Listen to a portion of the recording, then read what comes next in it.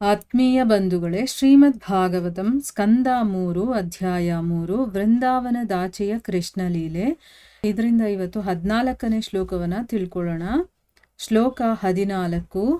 Qian ಭುವೋಯಂ ಕ್ಷಪಿತೋರು ಭಾರೋ ಯದ್ರೋಣ Bhishmarjuna ಭೀಮಮೂಲೈಃ ಅಷ್ಟಾದಶಾಕ್ಷೌಹಿಣಿಕೋ ಮದಂಶೈರಾಸ್ತೆ ಬಲಂ ದುರ್ವಿಷಹಂ ಯದೂನಾಂ. ಅನುವಾದ: ಕುರುಕ್ಷೇತ್ರದ ಯುದ್ಧಾನಂತರ ಭಗವಂತನು ಹೀಗೆ ಹೇಳಿದನು: ಇದೀಗ ದ್ರೋಣ, ಭೀಷ್ಮ, ಅರ್ಜುನ, ಭೀಮ ಎಂಬುವರ ಸಹಾಯದಿಂದ 18 ಅಕ್ಷೋಹಿಣಿ ಸೈನ್ಯದ ದೊಡ್ಡ ಭೂಭಾರ ಪರಿಹಾರವಾಯಿತು. ಆದರೆ ಇದೇನು? ನನ್ನಿಂದಲೇ ಉಂಟಾದ ಯದುವಂಶದ ಮಹಾಶಕ್ತಿ ಇನ್ನೂ ಉಳಿದಿದೆ. ಇದು ಭೂಮಿಗೆ ಇನ್ನಷ್ಟು ಹೊರಲಾಗದ ಭಾರವಾಗಬಹುದು.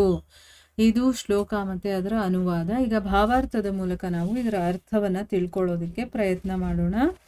ಹೋದ ಭಾಗದಲ್ಲಿ ನಾವೇನ್ ತಿಳ್ಕೊಂಡ್ವಿ? ಉದ್ಧವ ವಿದುರನಿಗೆ ಹೇಳ್ತಾನೆ, ಶ್ರೀಕೃಷ್ಣ ಏನ್ ಮಾಡ್ದ, ತನ್ನ ಶತ್ರು ರಾಜರನ್ನ, ಆಮೇಲೆ ಕಾದಾಡೋದಕ್ಕೆ ಯೋಗ್ಯತೆ ಇರುವಂತ ನಿನ್ನ ಸೋದರ ಪುತ್ರ ಪಕ್ಷದವರನ್ನ ಕುರುಕ್ಷೇತ್ರ ಯುದ್ಧದಲ್ಲಿ ಎಲ್ಲರೂ ಕೂಡ ಹತರಾಗಬೇಕು, ಅಂದ್ರೆ ಎಲ್ಲರೂ ಕೂಡ ನಾಶವಾಗಬೇಕು, ಆ ರೀತಿ ಮಾಡ್ದ. ಆದ್ರೆ ಆ ರಾಜರು ಏನು ಸಾಮಾನ್ಯದವರಾಗಿರ್ಲಿಲ್ಲ. ಅವ್ರು ಎಷ್ಟು ಬಲಿಷ್ಠರಾಗಿದ್ರು ಅಂತಂದ್ರೆ, ಅವರು ಯುದ್ಧ ಭೂಮಿಗೆ ಬಂದಾಗ ಆ ಯುದ್ಧ ಭೂಮಿನೇ ನಡುಗ್ತಾ ಇತ್ತಂತೆ. ಅಷ್ಟು ಬಲಶಾಲಿಗಳು ಆದ್ರೂ ಕೂಡ ಅವರೆಲ್ಲರೂ ಕೂಡ ಹತರಾಗ್ತಾರೆ. ಆಮೇಲೆ ದುರ್ಯೋಧನ ಇದ್ದಾನಲ್ಲ, ಅವನು ಕರ್ಣ, ದುಶ್ಯಾಸನ, ಸೌಬಲ ಇವರ ಕೆಟ್ಟ ವಿಚಾರಗಳು, ಅವರ ಮಾತುಗಳನ್ನೆಲ್ಲ ಕೇಳಿಕೊಂಡು ಅವನೇನು ಮಾಡ್ದ, ತನ್ನ ಭಾಗ್ಯವನ್ನ ಮತ್ತೆ ತನ್ನ ಆಯುಷ್ಯ ಎರಡನ್ನೂ ಕೂಡ ಕಳ್ಕೊಳ್ಬೇಕಾಯ್ತು.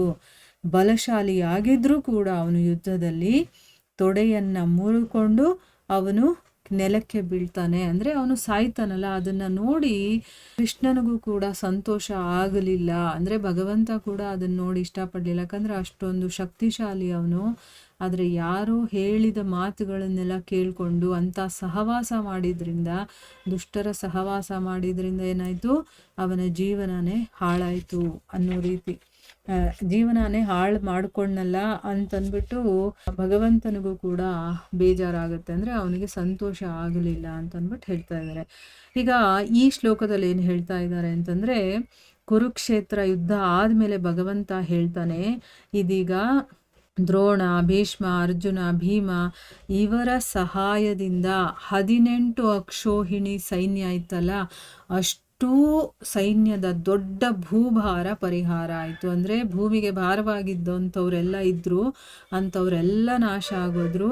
ಆದರೆ ನನ್ನಿಂದಾನೇ ಉತ್ಪತ್ತಿಯಾದಂತಹ ನನ್ನ ಯದುವಂಶ ಅನ್ನೋದಿದೆಯಲ್ಲ, ಆ ಮಹಾಶಕ್ತಿ ಇನ್ನೂ ಉಳ್ಕೊಂಡಿದೆಯಲ್ಲ, ಇದು ಭೂಮಿಗೆ ಇನ್ನಷ್ಟು ಹೊರಲಾರದ ಭಾರ ಆಗಬಹುದು. ಅಂದರೆ ಈಗ ಅವರನ್ನೂ ಕೂಡ ನಾಶ ಮಾಡುವಂತಹ ಸಂದರ್ಭ ಬಂದಿದೆ ಅಂತಂದ್ಬಿಟ್ಟು ಅವನು ಯೋಚನೆ ಮಾಡ್ತಾ ಇದ್ದಾನೆ. ಅಂದರೆ ಅವನು ಬಂದಿದ್ದೇನೆ ಇಲ್ಲಿ ದುಷ್ಟರ ನಾಶ ಮಾಡೋದಕ್ಕೆ, ಅವರ ನಾಶ ಆಯಿತು. ಈಗ ನನ್ನ ವಂಶದವರು ಯಾಕಿರಬೇಕು? ಆ ಕಾರ್ಯಕ್ಕೆ ನನ್ನ ಜೊತೆ ಇರೋದಕ್ಕೆ ಅವ್ರು ಬಂದಿರೋದು. ಸೊ ಆ ಮಹಾಶಕ್ತಿ ಇನ್ನೂ ಉಳ್ಕೊಂಡಿದೆ, ಅದು ಕೂಡ ನಾಶ ಆಗಬೇಕು ಅನ್ನೋದು ಇಲ್ಲಿ ಹೇಳ್ತಾ ಇರೋದು. ಇಲ್ಲ ಅಂದರೆ ಈ ಭೂಮಿಗೆ ಅದು ಹೊರಲಾರದ ಭಾರ ಆಗಿಬಿಡುತ್ತೆ ಅಂತ ಇದರ ಅರ್ಥ.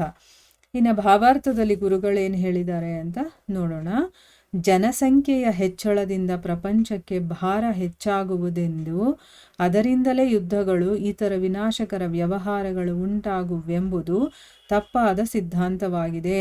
ಭೂಮಿಗೆ ಹೊರಲಾರದ ಭಾರವೆಂದೂ ಉಂಟಾಗುವುದಿಲ್ಲ. ಭೂಮಿಯ ಮೇಲ್ಗಡೆ ಇರುವ ಅತಿ ಭಾರವಾದ ಪರ್ವತಗಳು, ಸಾಗರಗಳು ಮಾನವನ ಸಂಖ್ಯೆಗಿಂತ ಹೆಚ್ಚು ಜೀವಿಗಳನ್ನು ಹೊಂದಿರುತ್ತವೆ. ಇದರಿಂದ ಅವುಗಳ ಭಾರ ಮಿತಿ ಮೀರಿರುವುದಿಲ್ಲ. ಭೂಮಿಯ ಮೇಲಿರುವ ಜೀವಿಗಳ ಗಣತಿಯನ್ನು ಮಾಡಿದರೆ ಒಟ್ಟು ಜೀವಿಗಳ ಸಂಖ್ಯೆಯಲ್ಲಿ ಮಾನವ ಜನಸಂಖ್ಯೆ 5% ಆಗಲಾರದು.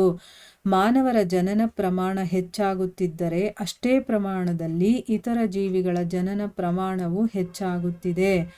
ಕೀಳು ಜೀವಿಗಳಾದ ಪ್ರಾಣಿಗಳು, ಜಲಚರಗಳು, ಪಕ್ಷಿಗಳು ಮುಂತಾದವುಗಳ ಜನನ ಪ್ರಮಾಣ ಮಾನವ ಜೀವಿಗಳ ಪ್ರಮಾಣಕ್ಕಿಂತ ಎಷ್ಟೋ ಹೆಚ್ಚಾಗಿರುತ್ತದೆ. ಭಗವಂತನ ಆದೇಶದಂತೆ ಪ್ರಪಂಚದಲ್ಲಿರುವ ಎಲ್ಲ ಜೀವಿಗಳಿಗೂ ಆಹಾರಕ್ಕೆ ಸಾಕಷ್ಟು ವ್ಯವಸ್ಥೆ ಇದ್ದೇ ಇರುತ್ತದೆ. ಪ್ರಮಾಣಕ್ಕೆ ಮೀರಿ ಜೀವಿಗಳ ಸಂಖ್ಯೆ ಇದ್ದಲ್ಲಿ ಭಗವಂತನು ಅದಕ್ಕಾಗಿ ಹೆಚ್ಚು ಹೆಚ್ಚು ವ್ಯವಸ್ಥೆಯನ್ನು ಮಾಡಬಲ್ಲನು. ಇಲ್ಲಿ ಗುರುಗಳು ನಮಗೆ ಒಂದು ವಿಷಯವನ್ನ ತಿಳಿಸ್ತಾ ಇದ್ದಾರೆ. ಈಗ ಈ ಯುದ್ಧ ಆಗಿರ್ಬೋದು ಅಥವಾ ಪ್ರಕೃತಿಯಿಂದ ಆಗುವಂಥ ಅನಾಹುತಗಳು, ಅಂದರೆ ಅತಿವೃಷ್ಟಿ ಅನಾವೃಷ್ಟಿ ಅಂತ ನಾವು ಹೇಳ್ತೀವಲ್ವಾ, ಅದೆಲ್ಲ ಯಾಕಾಗುತ್ತೆ ಅಂತಂದರೆ ಜನಸಂಖ್ಯೆ ಜಾಸ್ತಿ ಆಗಿರೋದ್ರಿಂದ ಭೂಭಾರ ಜಾಸ್ತಿ ಆಗಿಬಿಟ್ಟಿದೆ. ಅದನ್ನು ಬ್ಯಾಲೆನ್ಸ್ ಮಾಡೋದಕ್ಕೋಸ್ಕರ ಇದೆಲ್ಲ ಆಗುತ್ತೆ ಅಂತಂದ್ಬಿಟ್ಟು, ಅಂದರೆ ಇಂಥ ಒಂದು ವಿನಾಶಕರವಾದಂಥ ಘಟನೆಗಳು ನಡೆಯುತ್ತೆ, ಜನರನ್ನೆಲ್ಲ ಕೊಲ್ಲೋದಕ್ಕೆ ಅಥವಾ ಸಾಯಿಸೋದಕ್ಕೆ, ನಾಶ ಮಾಡೋದಕ್ಕೆ ಅಂತ ನಾವು ಸಾಮಾನ್ಯ ಜನಗಳು ಯೋಚನೆ ಮಾಡ್ತೀವಿ. ಆದರೆ ಇದು ನಿಜ ಅಲ್ಲ. ಯಾಕೆ ಅಂತಂದರೆ ಭೂಮಿ ಮೇಲೆ ಬೇಕಾದಷ್ಟು ಭಾರವಾಗಿರುವಂಥ ಪರ್ವತಗಳಿದೆ, ಸಾಗರಗಳಿದೆ. ಆ ಬೆಟ್ಟಗಳಲ್ಲಿ, ಆ ಸಾಗರಗಳಲ್ಲಿ ಮನುಷ್ಯರಿಗಿಂತ ಹೆಚ್ಚು ಜೀವಿಗಳು ವಾಸ ಮಾಡುತ್ತೆ. ನಮಗೆ ಗೊತ್ತಿಲ್ಲ ಅಷ್ಟೇ. ನಾವು ಅಂದ್ಕೊಂಡಿರೋದೇನು ಮನುಷ್ಯರೇ ಹೆಚ್ಚಾಗ್ಬಿಡ್ತಾರೆ, ಆಗ ಇದು ನಾಶ ಆಗುತ್ತೆ ಅಂತಂದ್ಬಿಟ್ಟು. ಅದು ಖಂಡಿತ ನಿಜ ಅಲ್ಲ. ಯಾಕೆ ಅಂತಂದರೆ ಈ ಇಡೀ ಸೃಷ್ಟಿಯಲ್ಲಿ ಏನು ಜೀವಿಗಳ ಸಂಖ್ಯೆ ಇದೆಯೋ ಅದರಲ್ಲಿ ಮನುಷ್ಯರಿರೋದು ಬರೀ 5% ಮಾತ್ರ, 5% ಮಾತ್ರ. ಉಳಿದಿರೋದು ಬೇರೆ ಜೀವರಾಶಿಗಳೆಲ್ಲ ಜಾಸ್ತಿ ಇರುವಂಥದ್ದು. ಈಗ ಮನುಷ್ಯರು ಎಷ್ಟು ಸೃಷ್ಟಿ ಆಗ್ತಾರೋ, ಜನಸಂಖ್ಯೆ ಮನುಷ್ಯರದ್ದು ಎಷ್ಟು ಆಗ್ತಾ ಹೋಗ್ತಾ ಇದೆಯೋ ಹಾಗೆ ಆ ಜಲಚರ ಜೀವಿಗಳಾಗಿರ್ಬೋದು ಅಥವಾ ಬೇರೆ ಇನ್ನು ಪ್ರಾಣಿ ಪಕ್ಷಿಗಳು ಬೇಕಾದಷ್ಟು ಜೀವರಾಶಿಗಳಿದೆಯಲ್ಲ ಅದು ಕೂಡ ಹೆಚ್ಚಾಗ್ತಾ ಹೋಗುತ್ತೆ.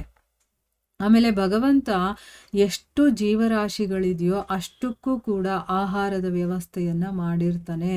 ಇಲ್ಲಿ ಜನ ಜಾಸ್ತಿ ಆಗೋದ್ರು ಅಂದಿದ ತಕ್ಷಣ ಅವ್ರಿಗೆ ಊಟ ಇಲ್ಲದೆ ಅವರು ಸಾಯ್ಬೇಕಾಗುತ್ತೆ, ಆ ರೀತಿ ಅಲ್ಲ. ಭಗವಂತ ಎಷ್ಟೇ ಸೃಷ್ಟಿ ಆದರೂ ಈ ಪ್ರಪಂಚದಲ್ಲಿ ಅದಕ್ಕೆಲ್ಲದಕ್ಕೂ ಕೂಡ ಆಹಾರದ ವ್ಯವಸ್ಥೆ ಎಲ್ಲವನ್ನು ಚೆನ್ನಾಗಿ ಮಾಡಿರ್ತಾನೆ ಅನ್ನೋದು ಇಲ್ಲಿ ಅರ್ಥ. ಅಂದರೆ ಆ ವಿನಾಶಗಳು ಏನಾಗುತ್ತೋ ಅದು ಮನುಷ್ಯರ ಒಂದು ಜನಸಂಖ್ಯೆಯನ್ನ ನಿಯಂತ್ರಣ ಮಾಡೋದಕ್ಕೆ ಅಥವಾ ಬ್ಯಾಲೆನ್ಸ್ ಮಾಡೋದಕ್ಕೆ ಅಂತ ನಾವು ಏನು ಯೋಚನೆ ಮಾಡಿದೀವೋ ಅದು ತಪ್ಪು ಅನ್ನೋದನ್ನ ಇಲ್ಲಿ ಗುರುಗಳು ಹೇಳ್ತಾ ಇದ್ದಾರೆ.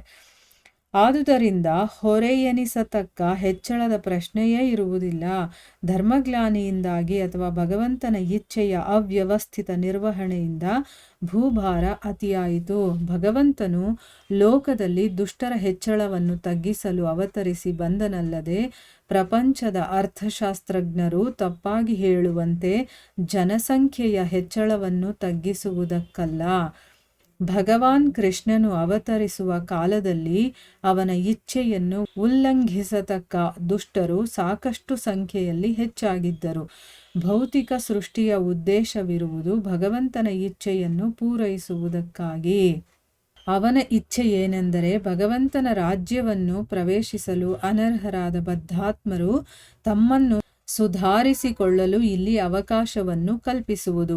ಬದ್ಧಾತ್ಮರಿಗೆ ಭಗವಂತನ ಸಾಮ್ರಾಜ್ಯವನ್ನು ಪ್ರವೇಶಿಸಲು ಒಂದು ಸದವಕಾಶವನ್ನು ಕೊಡುವುದೇ ಸಮಗ್ರ ವಿಶ್ವದ ವ್ಯವಸ್ಥೆಯ ಉದ್ದೇಶವಿರುತ್ತದೆ. ಭಗವಂತನ ಪ್ರಕೃತಿಯಲ್ಲಿಯೇ ಅವರ ಪೋಷಣೆಗೆ ಸಾಕಾಗುವಷ್ಟು ವ್ಯವಸ್ಥೆ ಇದೆ. ಇಲ್ಲಿ ಏನು ಹೇಳ್ತಾ ಇದ್ದಾರೆ ಅಂದ್ರೆ, ಏನು ಭೂಭಾರ ಹೆಚ್ಚಾಗೋದು ಅಂದ್ರೆ ಅರ್ಥ ಏನು, ಅದರ ಬಗ್ಗೆ ಹೇಳ್ತಾ ಇದ್ದಾರೆ. ಈಗ ಭೂಭಾರ ಹೆಚ್ಚಾಗೋದು ಅಂತಂದ್ರೆ ಜನಸಂಖ್ಯೆ ಜಾಸ್ತಿ ಆಗೋದು ಅನ್ನೋದು ತಪ್ಪು ಅನ್ನೋದು ನಮಗೆ ಗೊತ್ತಾಯ್ತು.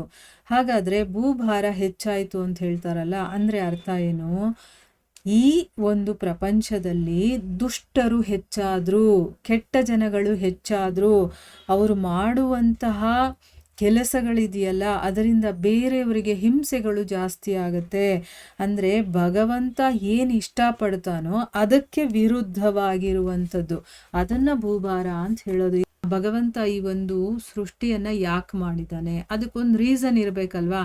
ಈಗ ನಮ್ಮ ಈ ಒಂದು ಪ್ರಪಂಚದಲ್ಲಿ ಜೈಲು ಅನ್ನೋದನ್ನ ಯಾಕೆ ಮಾಡಿದ್ದಾರೆ, ಅದಕ್ಕೊಂದು ರೀಸನ್ ಇರುತ್ತೆ ಅಲ್ವಾ. ಇಲ್ಲ ಅಂತಂದರೆ ಜೈಲ್ ಇಲ್ಲ ಅಂದರೂ ನಡೆಯುತ್ತೆ, ಆದರೆ ಅದನ್ನು ಮಾಡಿದ್ದಾರೆ ಅಂತಂದರೆ ಅದಕ್ಕೊಂದು ರೀಸನ್ ಇದೆ. ಏನು? ಯಾರು ತಪ್ಪು ಮಾಡ್ತಾರೋ ಅವರಿಗೆ ಶಿಕ್ಷೆಯನ್ನು ಕೊಡೋದಕ್ಕೋಸ್ಕರ.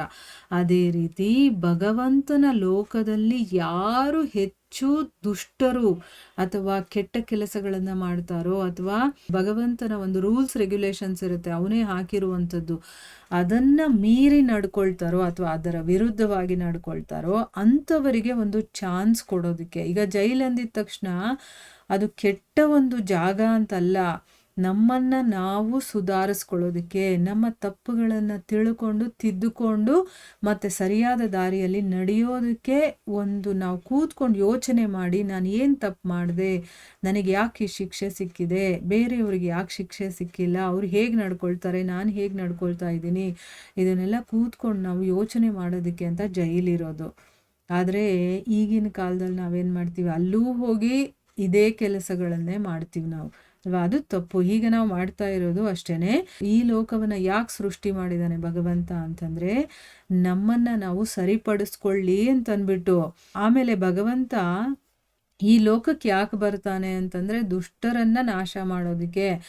ಈ ಪ್ರಪಂಚವನ್ನ ಸೃಷ್ಟಿ ಮಾಡಿ ಇಲ್ಲಿ ನೀನು ಸರಿ ಮಾಡ್ಕೋ ಅಂತ ನಮಗೆ ಮನುಷ್ಯ ಜನ್ಮನೂ ಕೊಟ್ಟಿರ್ತಾನೆ. ಆದರೆ ಆ ಮನುಷ್ಯ ಜನ್ಮವನ್ನು ಕೂಡ ನಾವು ದುರುಪಯೋಗ ಪಡಿಸ್ಕೊಂಡು ನಾವು ಕೆಟ್ಟದನ್ನ ಜಾಸ್ತಿ ಮಾಡ್ತಾ ಹೋಗ್ತೀವಿ. ಆಗ ಏನು ಮಾಡ್ತಾನೆ, ಆ ಒಂದು ಭೂಭಾರವನ್ನು ತಪ್ಪಿಸೋದಕ್ಕೋಸ್ಕರ ನಮಗೆ ಶಿಕ್ಷೆ ಕೊಟ್ಟಾಗ ತಾನೇ ನಮಗೂ ಕೂಡ ಬುದ್ಧಿ ಬರೋದು. ಸೊ ಆಗ ಭಗವಂತ ನಮ್ಮನ್ನು ನಾಶ ಮಾಡೋದಕ್ಕೋಸ್ಕರ ಬರ್ತಾನೆ. ಆದರೆ ಅರ್ಥಶಾಸ್ತ್ರಜ್ಞರು ಏನು ಹೇಳ್ತಾರೆ, ಭೂಭಾರ ಅಂತಂದರೆ ಜನಸಂಖ್ಯೆ ಜಾಸ್ತಿ ಆಗೋಗಿದೆ, ಅದನ್ನು ತಗ್ಸೋದಕ್ಕೋಸ್ಕರ ಇದೆಲ್ಲ ಆಗೋದು ಅಂತಂದ್ಬಿಟ್ಟು. ಆ ರೀತಿ ಅಲ್ಲ ಅನ್ನೋದು ಇವಾಗ ನಮಗೆ ಗೊತ್ತಾಯ್ತಲ್ವಾ. ಭಗವಂತ ಇದನ್ನು ಯಾಕೆ ಸೃಷ್ಟಿ ಮಾಡಿದ್ದಾನೆ ಈ ಭೌತಿಕ ಪ್ರಪಂಚವನ್ನು ಅಂತಂದರೆ ಅವನ ಇಚ್ಛೆಯನ್ನು ಪೂರೈಸೋದಕ್ಕೆ. ಅಂದರೆ ಭಗವಂತನ ಇಚ್ಛೆ ಏನು ಅಂತಂದರೆ ನಾವೆಲ್ಲ ಅವನ ಸಾಮ್ರಾಜ್ಯಕ್ಕೆ ಮತ್ತೆ ವಾಪಸ್ ಹೋಗಬೇಕು. ಅದಕ್ಕೊಂದು ಅರ್ಹತೆ ಪಡಿಬೇಕಲ್ವಾ, ಆ ಕ್ವಾಲಿಟೀಸ್ ನಮಗೆ ಬರಲಿ, ನಮ್ಮನ್ನು ನಾವು ಸುಧಾರಿಸ್ಕೊಳ್ಬೇಕು, ಅದಕ್ಕೊಂದು ಅವಕಾಶವನ್ನು ಕಲ್ಪಿಸಿ ನಮ್ಮನ್ನು ಇಲ್ಲಿ ಕಳಿಸ್ಕೊಟ್ಟಿದ್ದಾನೆ. ಸೊ ಇದೊಂದೇ ಈ ವಿಶ್ವವನ್ನು ಸೃಷ್ಟಿ ಮಾಡೋದಕ್ಕೋಸ್ಕರ ಇರೋದು. ಅದಕ್ಕೆ ಏನೇನು ಬೇಕೋ ಎಲ್ಲ ವ್ಯವಸ್ಥೆಯನ್ನು ಕೂಡ ಭಗವಂತ ಇಲ್ಲಿ ಮಾಡಿದ್ದಾನೆ. ಸೊ ಭಗವಂತನ ಪ್ರಕೃತಿಯಲ್ಲಿ ಆ ಜೀವಿಗಳ ಪೋಷಣೆಗೆ ಏನೇನು ಅವಶ್ಯಕತೆಗಳು ಬೇಕೋ ಅದೆಲ್ಲ ಸಾಕಾಗುವಷ್ಟು ವ್ಯವಸ್ಥೆಯನ್ನು ಭಗವಂತ ಸ್ವಯಂ ಮಾಡಿದ್ದಾನೆ. ಆದುದರಿಂದ ಪ್ರಪಂಚದ ಜನಸಂಖ್ಯೆಯ ಹೆಚ್ಚಳ ಬಹಳವಾಗಿದ್ದರೂ ಜನರು ಸ್ಪಷ್ಟವಾಗಿ ಭಗವತ್ ಪ್ರಜ್ಞೆಯ ಪಥದಲ್ಲಿದ್ದರೆ ಮತ್ತು ದುಷ್ಟರಾಗಿಲ್ಲದಿದ್ದರೆ ಅಂತಹದೊಂದು ಭೂಭಾರವು ಭೂಮಾತೆಗೆ ಸಂತೋಷಕರವೇ ಆಗಿರುತ್ತದೆ. ಇಲ್ಲಿ ಹೇಳ್ತಾ ಇದ್ದಾರೆ, ಅದಕ್ಕೇನೆ ಪ್ರಪಂಚದ ಜನಸಂಖ್ಯೆ ಹೆಚ್ಚಾದರೂ ಪರವಾಗಿಲ್ಲ, ಅಂದರೆ ಭಗವತ್ ಪ್ರಜ್ಞೆಯ ಪಥದಲ್ಲಿ, ಅಂದರೆ ನಾವು ಆಧ್ಯಾತ್ಮಿಕತೆಯಲ್ಲಿ ಭಗವಂತನ ಕಡೆಗೆ ನಾವು ಹೋಗಬೇಕು ಅನ್ನುವಂಥ ಒಂದು ದೃಷ್ಟಿ ಇಟ್ಕೊಂಡು ನಮ್ಮ ಜೀವನವನ್ನು ಸಾಗಿಸ್ತಾ ಇರ್ತೀವಿ, ಸಾಧನೆ ಮಾಡ್ತಿರ್ತೀವಲ್ವಾ. ಹಾಗಿದ್ಕೊಂಡು ದುಷ್ಟರಾಗದೇ ಇದ್ದರೆ ಆಗ ಭೂಭಾರ, ಭೂಭಾರ ಅಂಥ ಜನರು ಜಾಸ್ತಿ ಆದರೂ ಪರವಾಗಿಲ್ಲ, ಭೂಮಾತೆಗೆ ಸಂತೋಷ ಆಗುತ್ತೆ ಅಂತ ಹೇಳ್ತಾ ಇದ್ದಾರೆ. ಇದಕ್ಕೊಂದು ಎಕ್ಸಾಂಪಲ್ ಏನು ಅಂತಂದರೆ, ಒಬ್ಬ ತಾಯಿಗೆ 10 ಜನ ಮಕ್ಕಳಿದ್ರೂ ಪರವಾಗಿಲ್ಲ, ಬಡತನ ಇದ್ರೂ ಪರವಾಗಿಲ್ಲ, ಅವಳು ಕಷ್ಟಪಟ್ಟು ಸಾಕ್ತಾಳೆ. ಆದರೆ ಒಳ್ಳೆ ಮಕ್ಕಳಿದ್ದಾಗ ಅವಳಿಗೆ ತುಂಬ ಸಂತೋಷ ಆಗುತ್ತೆ. ಅದೇ ಒಬ್ಬ ಕೆಟ್ಟ ಮಗ ಇದ್ದರೆ ಆ ತಾಯಿಗೆ ಅವನು ಭಾರ ಅನಿಸ್ಬಿಡುತ್ತೆ, ಆ ಮಗುನೇ ಭಾರ ಅನಿಸ್ಬಿಡುತ್ತೆ. ಯಾಕಂದರೆ ಕೆಟ್ಟದ್ದನ್ನು ಮಾಡಿದ್ರೆ ಯಾರಿಗೆ ತಾನೇ ಇಷ್ಟ ಆಗುತ್ತೆ. ಸೊ ಅದು ಭಾರ ಆಗ್ಬಿಡತ್ತೆ. ಅಂದರೆ ಭಗವಂತನ ಪ್ರಕೃತಿಯಲ್ಲೇ ಭಗವಂತ ಎಲ್ಲ ರೀತಿಯ ಸೌಕರ್ಯಗಳನ್ನು ಕೊಟ್ಟಿದ್ದಾನೆ. ಇದನ್ನೆಲ್ಲ ಯೂಸ್ ಮಾಡಿಕೊಂಡು ಮತ್ತೆ ಇವರೆಲ್ಲ ನನ್ನ ಹತ್ರಕ್ಕೆ ಬರಲಿ ಅಂತಂದ್ಬಿಟ್ಟು. ಆದರೆ ನಾವೇನು ಮಾಡ್ತಾ ಇದ್ದೀವಿ, ಅದನ್ನೆಲ್ಲ ನಮ್ಮ ಸ್ವಂತ ಇಂದ್ರಿಯಗಳನ್ನು ತೃಪ್ತಿಪಡಿಸ್ಕೊಳ್ಳೋದಕ್ಕೆ ಯೂಸ್ ಮಾಡ್ತಾ ಇದ್ದೀವಿ ಹೊರತು ನಾವಿಲ್ಲಿಗೆ ಬಂದಿರೋ ಉದ್ದೇಶವನ್ನೇ ಮರೆತು ಹೋಗಿದ್ದೀವಿ. ಆದರೆ ಆ ಉದ್ದೇಶವನ್ನು ನಾವು ನೆನಪಿಸ್ಕೊಂಡು ಅದಕ್ಕೇನು ಸಾಧನೆಗಳನ್ನು ಮಾಡಬೇಕು ಅದನ್ನು ಮಾಡ್ತಾ ಹೋಗಬೇಕು. ಇದರ ಮುಂದುವರಿದ ಭಾಗ ಇನ್ನೂ ಇದೆ, ಅದನ್ನು ನಾವು ಮುಂದಿನ ಭಾಗದಲ್ಲಿ ತಿಳ್ಕೊಳ್ಳೋಣ. ಹರೇ ಕೃಷ್ಣ.